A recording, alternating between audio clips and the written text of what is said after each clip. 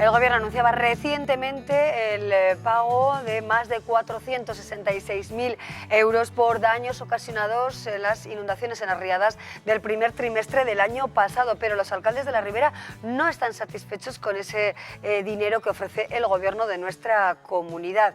Vamos a ver las razones de esa insatisfacción. La alcaldesa de Milagro, Yolanda Ibáñez, nos acompaña en nombre de otras localidades, de 12 exactamente afectadas por esas riadas. Alcaldesa Yolanda, ¿qué tal estás? Bienvenida. Hola, Buenas hola, tardes. buenas tardes. Gracias por acompañarnos.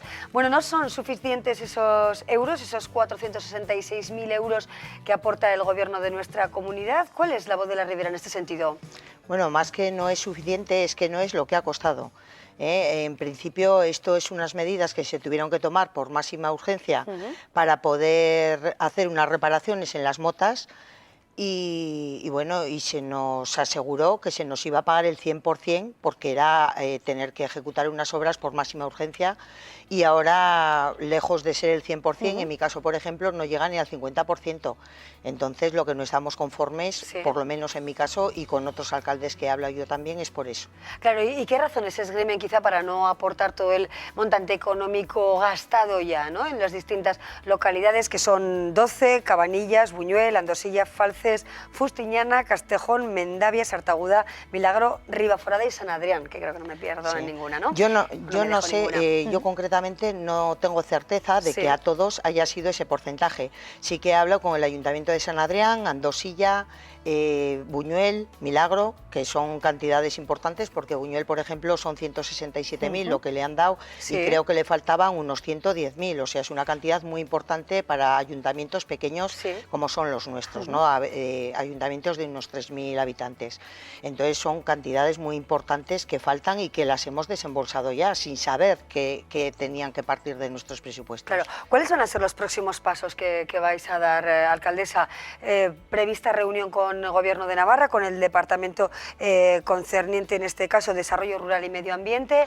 ¿Qué idea planteáis? ¿Cuánto pensáis reclamar? ¿O en qué plazos no se podrían reclamar más ayudas excepcionales, en este caso por las riadas? Bueno, yo en mi caso ni he esperado tan siquiera a que saliera la comunicación, que todavía nos ha sentado peor. No sé si se puede decir que nos ha indignado más todavía, pero bueno, yo en mi caso ayer, cuando llegaba la resolución al ayuntamiento del importe concedido, sin que hubiera salido por prensa por parte del Gobierno de Navarra, yo lo que hice fue llamar a los técnicos del departamento y preguntar por qué no se nos concedía el 100%, como era en este caso, ¿no? A mí era pues eso, un 40 y tantos, un 50%, no se podía decir.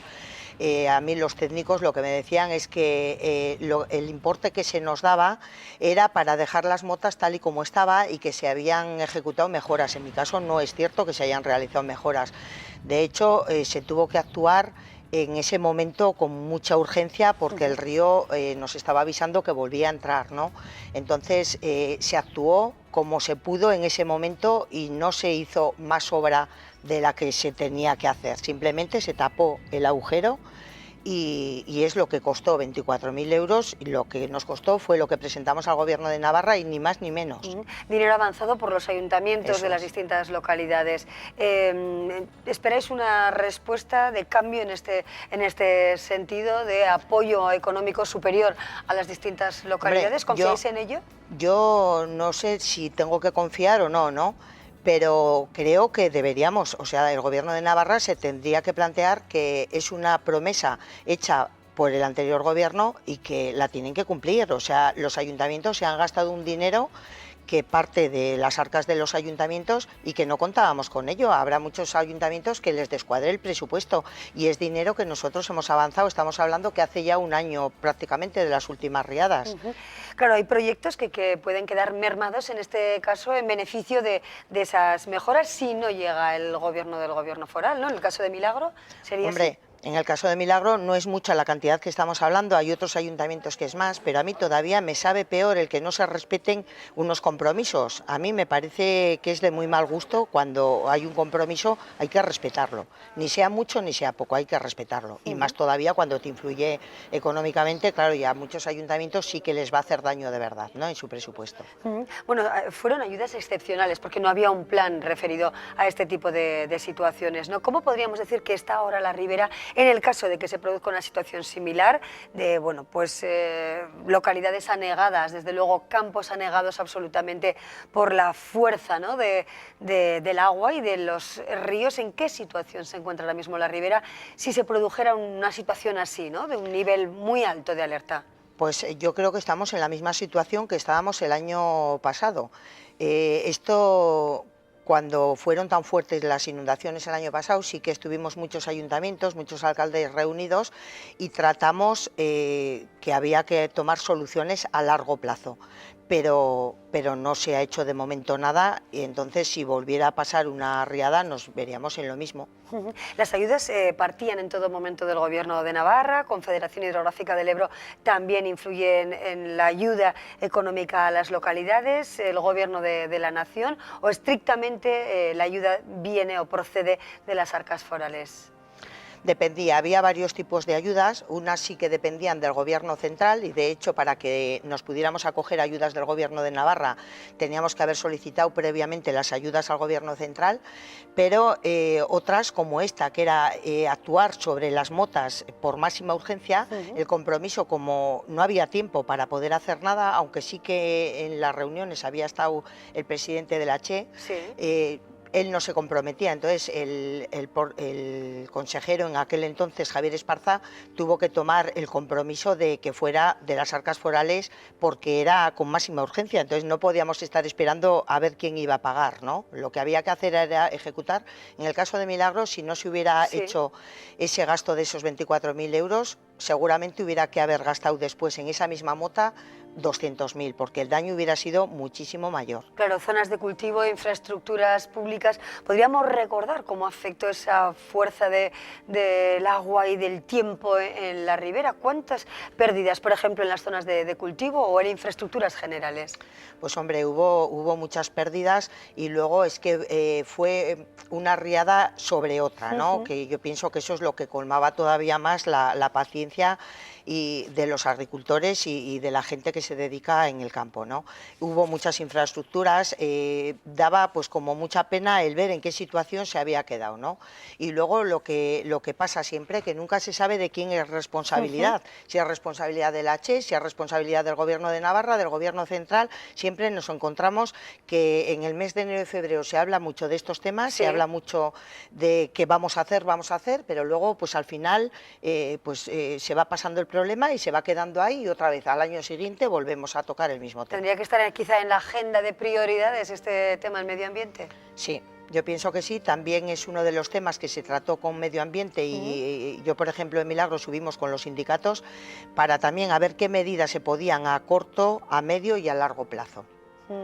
Bueno, es cierto que bueno, cuando se produce, luego se restaura, se paga, se trata de esperar la subvención, pero tendría que haber un plan previo, ¿no? O de análisis ante la posibilidad de que los ríos aneguen calles, aneguen zonas de cultivo o destrocen infraestructuras, está claro. Eso es lo que se pretende. ¿No hay un protocolo establecido hasta el momento? No, eso es lo que se pretende y lo que estamos luchando para que así sea. Bueno, pues nos quedamos con esta reivindicación de la alcaldesa de Milagro y en nombre de otras localidades. Por supuesto, tienen aquí la voz también para explicarnos si realmente hay cambios en lo planteado por el Gobierno de Navarra y se aporta un dinero superior a lo que de momento, bueno, pues es noticia, ¿no? Más de 466.000 euros. Ojalá que así sea. Yolanda Ibáñez, alcaldesa de Milagro, muchísimas gracias por acompañarnos. Gracias a vosotros. Gracias, de verdad. Bueno, nosotros seguimos con otras historias que en este caso nada tienen que ver con la fuerza del agua y del temporal que cambia la estructura de los ríos y anega buena parte de Navarra, como ocurrió el año pasado en febrero. Ahora les hablamos de salud, les hablamos de una muestra que tiene que ver con la donación, con Alcer. Vean. A través de la vista y de las sensaciones que transmiten cada uno de estos carteles, esta muestra pretende fomentar las donaciones de tejidos y órganos, dando a entender al público la necesidad de realizar este gesto para que los médicos puedan obrar el milagro de la vida. En To Be Continued, 35 de los mejores diseñadores y publicistas de España han plasmado gratuitamente su idea sobre la donación. Lo que ellos sienten, lo que ellos piensan, lo que ellos les dice, la donación, la necesidad de donación, el agradecimiento de los receptores, la fuerza de los donantes, los superhéroes que pueden llegar a ser los donantes. Entonces esta exposición desde el punto de vista artístico es fantástica. Desde el propio logo de la exposición, To Be Continued, es un punto y final que se va convirtiendo en un punto suspensivo que a la vez se convierte en un corazón. La muestra está impulsada por la obra social de estudio Buenavista, en coordinación con Alcer Navarra, la Asociación Navarra de Fibrosis Quística y Atena. Entre todas las ideas hay una principal que las une. El donante es un superhéroe, la vida continúa, no es un punto y final, puede continuar en otra persona y puedes hacer que la calidad o incluso la vida de otra persona mejore muchísimo. Que los receptores van a estar siempre agradecidos, vamos a estar, porque en mi caso estoy trasplantado también, vamos a estar siempre agradecidos a esas personas. Desde Alcer nos invitan a visitar esta muestra que puede verse hasta mañana en la Galería Calón de Tudela, para que cada uno reflexionemos de la importancia de la donación de órganos, uno de los mayores gestos de amor hacia los demás. Son testigos del olvido, de la angustia, de la indiferencia. Son el retrato del abandono. Médicos Sin Fronteras cumple 40 años siendo testigo del horror de la guerra, del sufrimiento humano que menos parece importar en este mundo desarrollado. Y luchar contra la indiferencia, que al final el olvido lo que crea es eso, la indiferencia entre todos. Con un enfoque periodístico pero a la vez literario, lo que queremos es acercar la realidad que viven algunas personas atrapadas en estos contextos de crisis olvidadas y víctimas de violencia extrema. Usamos, por lo tanto, la imagen y la palabra para convertirnos en altavoz de los que no tienen voz. Martín Caparrós, Santiago Roncagliolo, Laura Restrepo y Manuel Rivas son los encargados de guiarnos por estas tormentas sin calma. Sus textos consiguen doblegar los márgenes de la indiferencia para, junto a los retratos del fotoperiodista Juan Carlos Tomasi, retratar 4 países olvidados y a la vez retratarnos a nosotros como actores o meros espectadores. 40 fotografías de 4 conflictos endémicos. Colombia, Níger, Etiopía y los territorios palestinos ocupados completan la segunda edición de estos testimonios del abandono que pudimos conocer por primera vez en 2013 y azotaron multitud de conciencias. De hecho, el objetivo del testimonio es ayudar a sacar del olvido o a revertir situaciones de esas poblaciones de sufrimiento, y con muchas campañas esto sí se logra. Estamos ahí por el fracaso de la política, porque los gobiernos y la comunidad internacional o no se ponen de acuerdo o no tienen voluntad política para resolver los problemas. Nosotros no podemos resolver esos problemas, pero estamos allí porque es una organización que se centra en el sufrimiento del ser humano. Seres humanos ayudando a otros seres humanos. Instantes que dibujan civilizaciones enteras, fotografías que alumbran un mundo demasiado desconocido, miradas que penetran en lo más profundo del alma, vidas hambrientas, asustadas, resignadas, vidas que necesitan ayuda, que necesitan que el mundo deje de mirar para otro lado y les mire directamente a los ojos. Por eso, hasta el 30 de diciembre, Civicán será nuestro particular punto de encuentro con la humanidad.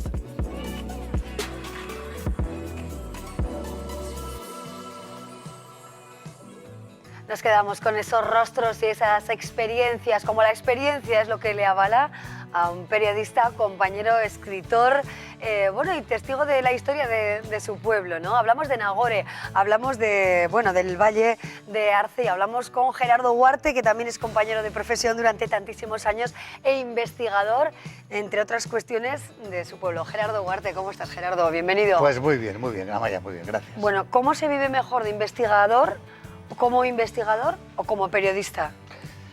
Yo suelo decir que hay como 2 formas de esclavitud. La primera es ser digamos, esclavo de la inmediatez, sí, y escribir una columna diaria en un periódico, ¿verdad? Es una forma de esclavitud porque te obligas. Por eso quiero decir que el archivo, sin ser uno profesional en esta materia, hace lo que buenamente puede, pues es más sosegado y bueno, pues estoy muy contento ahora y he estado muchos años en la profesión y yo creo que ya tenemos el tiempo ya cumplido y estoy feliz. Para hacer otras cosas, ¿verdad? Bueno, Gerardo Huarte, con quien hemos trabajado tanto, que estuvo al frente durante tantos años del Gabinete de Comunicación del Gobierno de Navarra y al que siempre le ha gustado escudriñar en los archivos, investigar los detalles de muchas cuestiones, pero muy especialmente también de tu pueblo, ¿no? De Nagore, un pueblo que ahora mismo tiene 42 habitantes, pero que tuvo hasta 1.800 en 1917. Bueno, el Valle de Arce. El Valle de Arce. Sí, es que el asunto en el Valle de Arce, en Nagore y en el Valle de Arce, el asunto más importante desde el punto de vista económico y social es el derrumbe demográfico que se da en todo el Pirineo y concretamente también ahí. Imagínate que en el año 1893 la matrícula de niños de 5 a 12 años en el Valle de Arce Sí. se elevaba a 222. Bueno, pues ahora la población de derecho, que no es la real porque es menos, del Valle de Arce son 284. Y además gente mayor y sin capacidad de reposición. Con lo cual, el futuro preocupante del prepirineo del Pirineo Sí.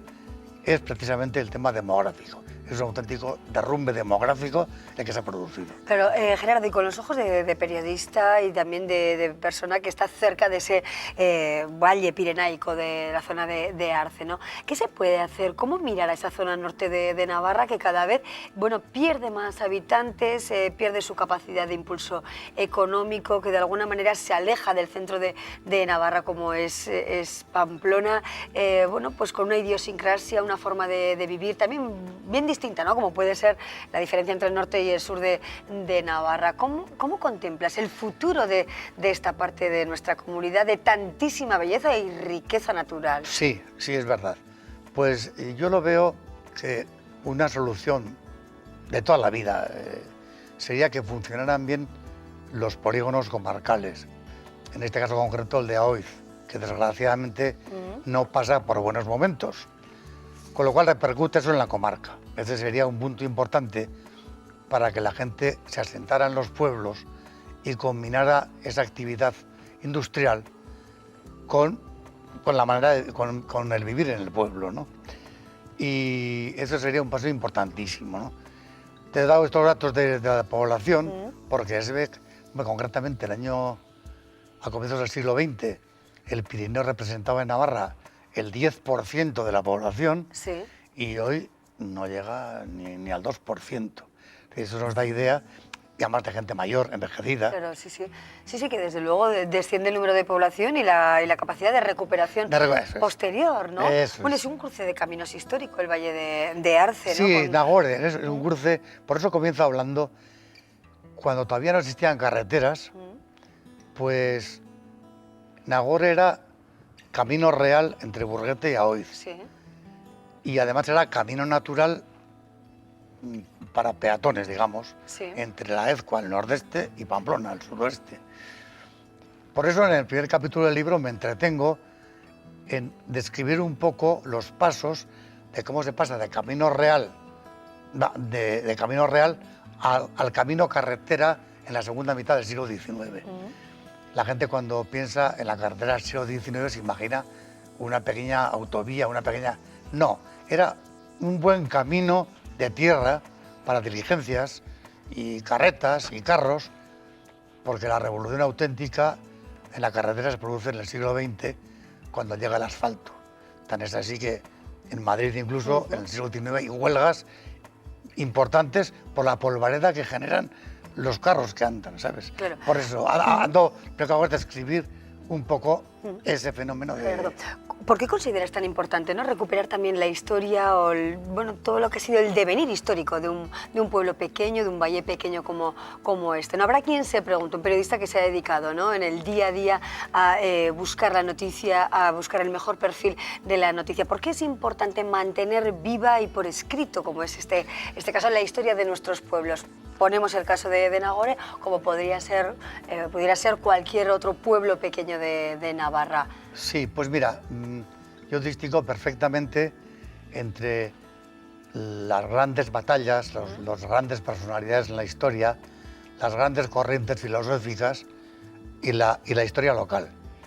Pero las dos tienen la finalidad de estar con las personas que al final viven en un territorio. En el caso de la historia local hay que estudiar cómo un grupo humano socializa un territorio.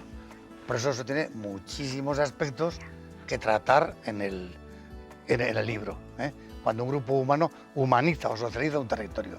Para mí la historia local es una forma de historia y que en este caso también forma parte de la historia de Navarra.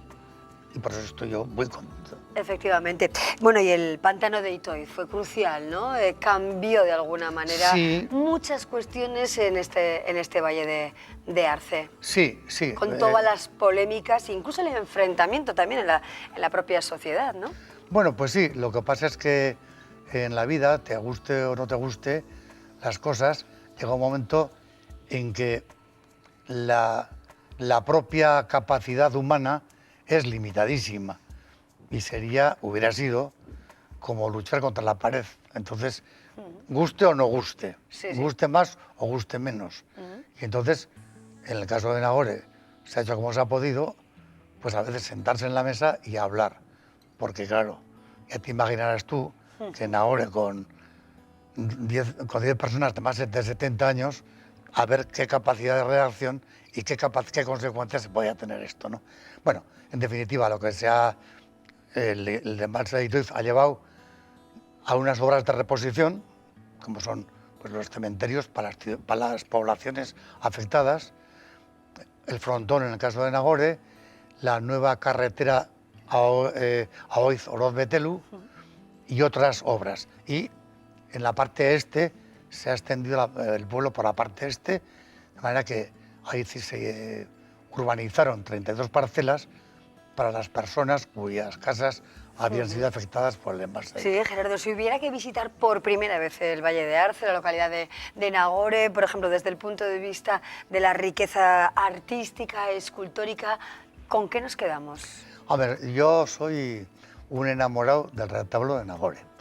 Tan es así que a veces cuando estoy en misa, pues me despisto y no hago más que mirar el retablo, ¿sabes? Bueno, pues es... No será una excusa, ¿no, Gerardo? No. Retablo no. Digo yo, no sé, me lo pregunto. Es un retablo... Hispano-flamenco, hispano-flamenco, ¿no? o sea, le llaman tardogótico. Sí. Que se caracteriza por tener unas tablas, unas vestiduras riquísimas, con unos bordes bien delimitados, con unos pliegues hasta el suelo, con unos panes de oro mismos en la cabeza, en fin, una gran riqueza. Y luego, claro, pues de la iglesia es titular San Julián el Hospitalario. Hay muchos San Julianes en la iglesia, varios San Julianes, pero este es de los más famosos por la leyenda que le rodea la vida, ¿no? Y de hecho, en definitiva, cometió un parricidio obcecado por los celos, cuando en realidad su mujer había recibido a sus padres, al padre de San Julián, y les había dejado la habitación conyugal. El hombre había vuelto a casa y, obsesionado, los degüella a los padres, ¿no? Bueno, esto tan solo es el punto de partida de este libro, que hoy no podemos desgranar con más tiempo o con más exactitud, Gerardo Huarte, pero que nos gustaría, bueno, por supuesto, que lo tuvieran, ¿no? Entiendo, todos los vecinos del Valle de Arce, como mínimo, ¿verdad? ¿Dónde se puede adquirir toda esta obra que habla de los usos y costumbres de una generación y otra? Bueno, es que hay muchos capítulos, varios capítulos, que los temas son comunes a Nagore y al resto del Valle de Arce. O sea, la enseñanza, los oficios, bueno, una serie de capítulos pues que son comunes. Claro, Gerardo, ¿dónde lo compramos? Esto está en el estanco de Aoiz y en librerías de Pamplona. Es un libro dividido en 22 capítulos y que también contiene un pequeño plano de toponimia. Perfecto, pues nos quedamos con él. Recordamos el anterior, Billetes falsos de Navarra, que ese también fue interesante. Sí. Y que yo creo que tendrá capítulo también siguiente en este programa en tu compañía. Gerardo Huarte, muchísimas gracias por acompañarnos, gracias por deleitarnos con tu presencia, siempre es un placer. Gracias, de verdad. A ti. Hasta pronto. Muchísimas gracias. Gracias. Bueno, nosotros ahora seguimos con una buena noticia económica. BBVA les ofrece la buena noticia económica de la semana.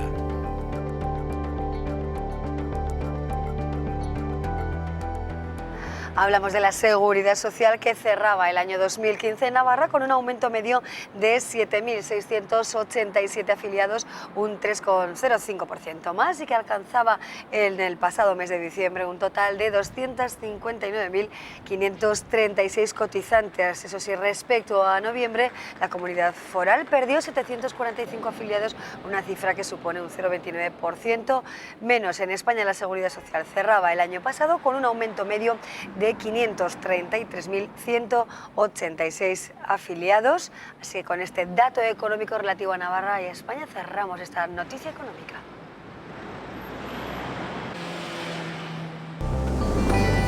BBVA les ha ofrecido la buena noticia económica de la semana. Y de una buena noticia económica a otras noticias que nos acerca hoy al programa nuestra compañera Vera Villafranca, titulares del día. ¿Qué tal, Vera? Buenas tardes.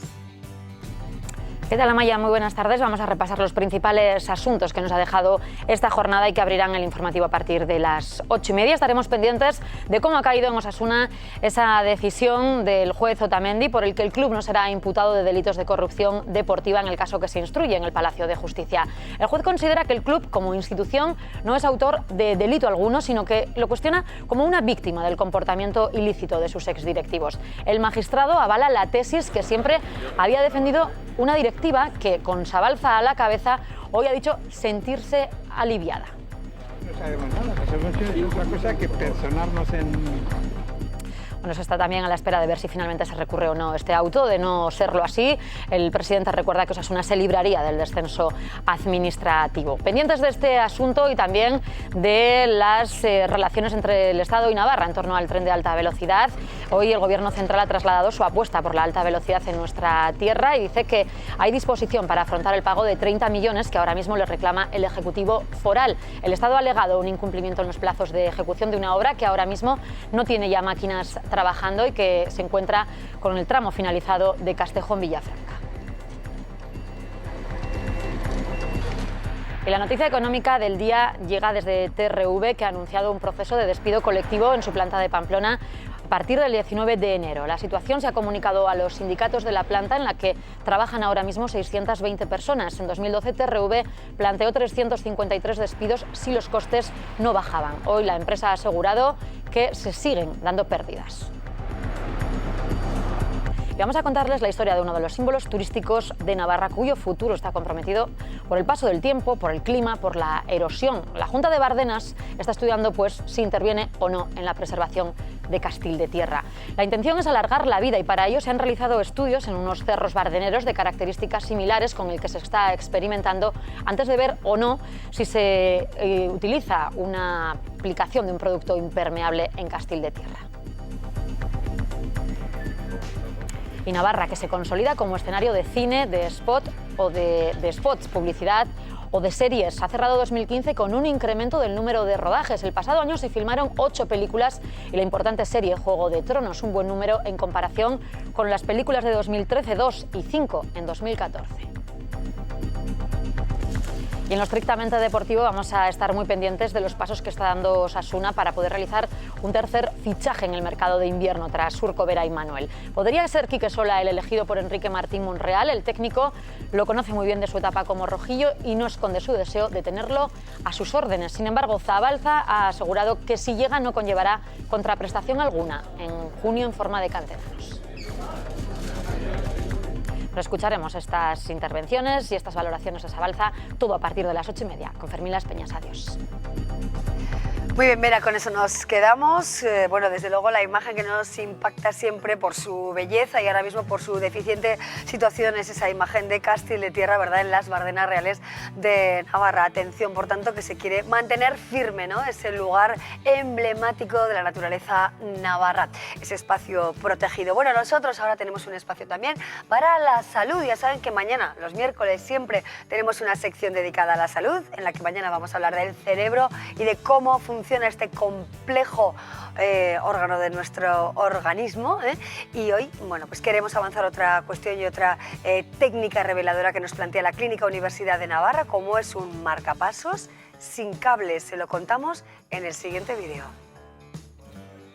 No lleva cables, es más pequeño y se coloca dentro del corazón. Es un marcapasos que no deja ningún tipo de señal, no deja cicatriz, puesto que se coloca a través de una vena, la vena femoral que está en la ingle, a través de la cual podemos subir el marcapasos hasta el corazón y no queda ningún signo externo de que hay un marcapasos y tampoco hay ningún tipo de cable. Eso, además de las ventajas estéticas y de comodidad para el paciente, evita también posibles infecciones de la herida quirúrgica y además evita las complicaciones a largo plazo con los electrodos, que se pueden infectar, se pueden desplazar o se pueden fracturar. Es un nuevo dispositivo mucho más sofisticado que ha llegado para revolucionar la cardiología. La Clínica Universidad de Navarra ha implantado el primer marcapasos sin cables de la Comunidad Foral, un hito médico que acorta los plazos de intervención y permite que en 24 horas el paciente sea dado de alta.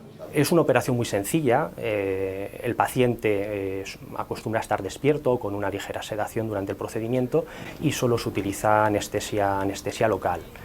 Es un procedimiento bastante rápido, se puede realizar el implante en aproximadamente 30 minutos y el paciente normalmente al día siguiente puede irse a su casa sin ningún problema. La insuficiencia cardíaca consiste en la disminución de la capacidad de contracción del corazón que deja de bombear sangre, late más lento de lo normal. El nuevo marcapasos se aloja en el ventrículo derecho del corazón y al detectar esas insuficiencias produce impulsos eléctricos para estimularlo. La duración de la batería de estos dispositivos depende en cierto modo de cuánto tiempo utiliza el paciente el marcapasos. Hay pacientes que necesitan la estimulación por el marcapasos de forma continua y en estos casos la batería durará menos años, y hay pacientes que solo necesitan la estimulación de forma más ocasional y en tal caso durará más tiempo. Entre un caso y otro, pues la batería puede durar alrededor de entre 10 y 15 años, dependiendo las circunstancias. Una vez agotada su vida útil, se sustituye por otro sin necesidad de extracción. Solo en 2014 en España se colocaron más de 27.000 marcapasos, 27.000 vidas que ahora podrán convivir con esta patología con la mitad de complicaciones. Bueno, pues ahí tenemos esa información reveladora también para las personas que padecen esta dolencia, con esas novedades y ese marcapasos sin cables. Nosotros nos vamos ya porque llega el tiempo de la despedida y lo hacemos como siempre con el tiempo meteorológico. Creo que habrá que abrigarse mañana a las 4, ya sabéis que tenéis aquí una cita. El equipo de Me Importas Tú os espera. Adiós.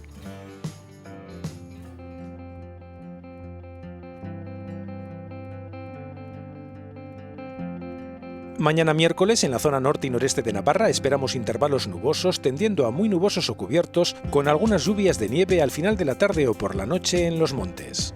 En el este y sur sol con pocas nubes aumentando la nubosidad por la tarde-noche sin descartarse alguna lluvia débil y dispersa. En la zona oeste y centro sol con escasas nubes, aunque estas aumentarán por la tarde-noche. Las temperaturas máximas rondarán los 8 o 11 grados. Las mínimas entre 1 grado bajo cero y 2 grados con alguna helada. Los vientos de sureste flojos. En el resto del país, mañana miércoles en Galicia estará muy nuboso o cubierto con precipitaciones más abundantes en la segunda mitad del día, cuando probablemente se extenderán también al Cantábrico, norte de Castilla y León y al Pirineo occidental y central. Nubosidad alta en el resto del país. Posibilidad de nieblas matinales en el oeste de Castilla y León y en puntos de los valles del Tajo y Guadiana. En cuanto a la tendencia para los próximos días, el jueves esperamos tiempo invernal con frío, algunas lluvias sobre todo hacia el norte y nieve en cotas cercanas a los 800 metros. Para el viernes y sábado seguirá el tiempo invernal.